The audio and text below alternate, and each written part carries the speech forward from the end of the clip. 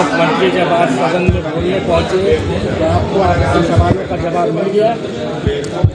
देखिए, जिस आक्रामकता के साथ और जिस भाषा में मुख्यमंत्री जी राज्य के युवाओं के संदर्भ में 5 लाख नौकरी के संबंध में 1932 खतियाना आधारित स्थानीय नीति के बारे में, ओबीसी आरक्षण के बारे में, इन सारे जनहित के मुद्दों पर जो जवाब दे रहे थे, उनका जवाब देने का तरीका और भाषा बिल्कुल ही असंसदीय था।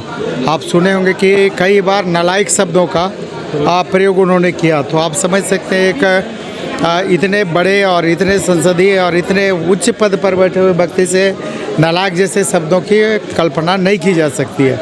तो कहीं न कहीं उनमें विपक्ष के प्रति आक्रोश था और नहीं कर पाने का उससे ज़्यादा आक्रोश था कि जिन बातों को लेकर उनका था कि हम अपनी पहली कैबिनेट में झारखंड राज्य की पिछड़ी जातियों को 27% आरक्षण देने का काम करेंगे, और वो पहली क्या अब तो अंतिम कैबिनेट हो गई, नहीं दे पाए। जातीय जनगणना की बात किए थे, नहीं कर पाए। 1932 खतियाना आधारित स्थानीय नीति की बात थी, नियोजन नीति की बात थी।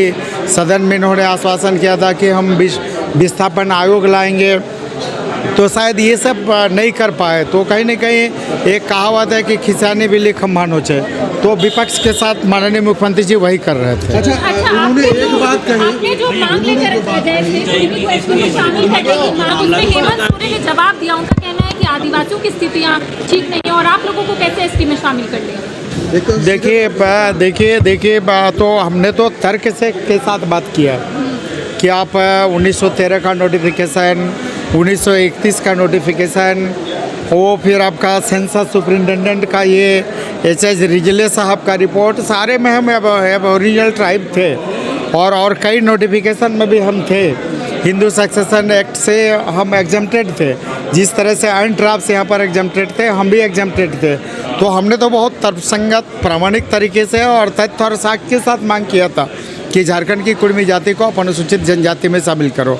और मुख्यमंत्री जी को ये समझना चाहिए कि अगर कुर्मी अनुसूचित जनजाति की सूची में शामिल हो जाती है तो झारखंड में ट्राइबल पॉपुलेशन 50% से ज़्यादा हो जाएगा, झारखंड ट्राइबल स्टेट बन जाएगा। तो उनको तो झारखंड को ट्राइबल स्टेट बनाने के दिशा में सोचना चाहिए, थोड़ा उदार दिल के साथ। और उन्होंने शामिल करने के लिए उनको कहा कि हम पहले से यहाँ दुर्दशा है, तो इस दुर्दशा के लिए कौन जिम्मेवार है?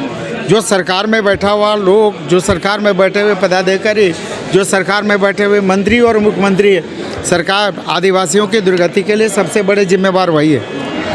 तो ये